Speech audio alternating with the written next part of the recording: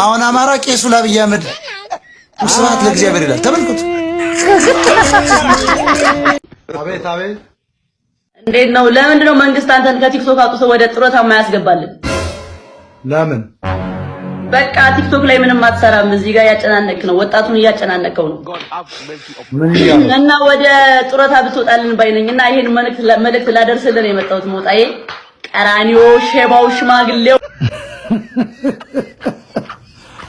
የኔን ጡረታ ከቲክቶክ መውጣቱን ታዩና የቀጠልሽውን የፈረስ ፀጉር ጡረታዎች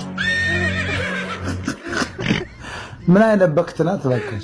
እንደዚች አይነት እኔ በጣም ጋጠ ወጥና ፈረስ ፊት አይቻልም እባክሽ። እሱን ይሄንን የሚሸት ፀጉርሽን መጀመሪያ አውልቀሽ መጀመሪያ ደረጃ ጃኒ ነው ስምሽ፣ ጃኒዬ ነው ጃኒ ምን ጃኒ ጅኒ ይሻለው በለጡ።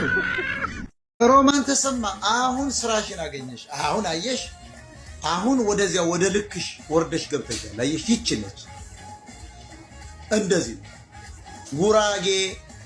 ለነገሩ ጉራጌ ማለት ጉራ ነኝ ብለሽ ነው የምታስቢው። ከኤርትራ ነገድ ጉራ ከሚባለው አካባቢ መጣው ብላችሁ ሌሎችን ጉራጌዎችም በጣም አደጋ ላይ እየጣልሽ ነሽ።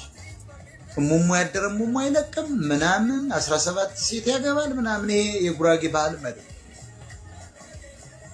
ገና ታወቃለሁ ይሆን ወይ ደግሞ ህዝብ እንዲከተልሽ ይሆን አናውቅም። መቀመጫሽን በ70 ዓመትሽ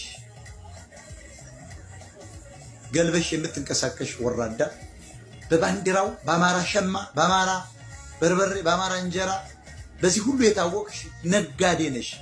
ሰላም ሰላም። በስማም ዛሬ እንዴት ነው? ምን ልክን መስላል?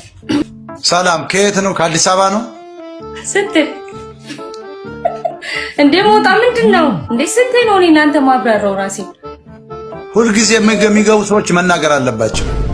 እንግዲህ ሁሉ ሀገርሽ በላይ ጌጡ እባላለሁ። ስምሽ ነው ሁሉ ሀገርሽ።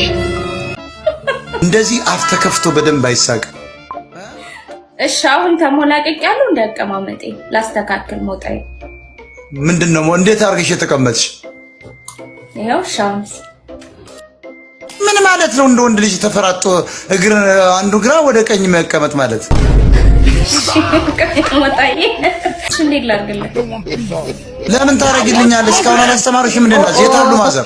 ለምለሚቱ ሀገር ኢትዮጵያ እያለ የዘፈነው ሰምተሻል? ማን ነው ዘፋኝ አታስታውሽም? ለምለሚቱ ሀገር እያለ የዘፈነው ጋራ ሸንተረሯ የዳቦ ቅርጫት። እሱን ሰውዬ ባገኘው ቴክሳስን እያዞርኩ መቀመጫውን በውስጥ ሱሪ ብቻ አድርግ። ኢትዮጵያ የትኛው ተራራ ነው ሸንተረሩ? እገባለታለሁ 40 ጅራፍ መቀመጫው ነው። ከዛ የት ይዤው እሄዳለሁ መሰለኝ? ላስ ቬጋስ ይዤው እገባለሁ። 40 ሀገር ፖል ሀገር በቀል ዛፍ እንደ ብሳና እንደ ግራር የሉም። ዋንዛ፣ ቀርቀሮ፣ ከርከሮ ምናምን የሚባል ሁሉ ዛፍ የለም። አሁን ቀረጥ ምናምን ይባላል የለም። ያ ሁሉ ሽታኔ ሳድግ ያ ዛፍ ሁሉ እየማኩት ነበር ያደኩ። ዛሬ የለም አሉ የለም አሉ። ጠቅላላ አቧራ፣ ህዝቡ አቧራ ሆኗል።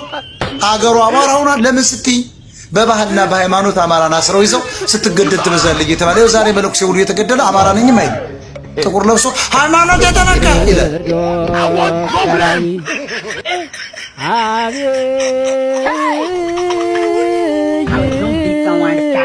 አሁን አማራ ቄሱ ለአብይ አህመድ ስብሐት ለእግዚአብሔር ይላል። ተመልከቱ።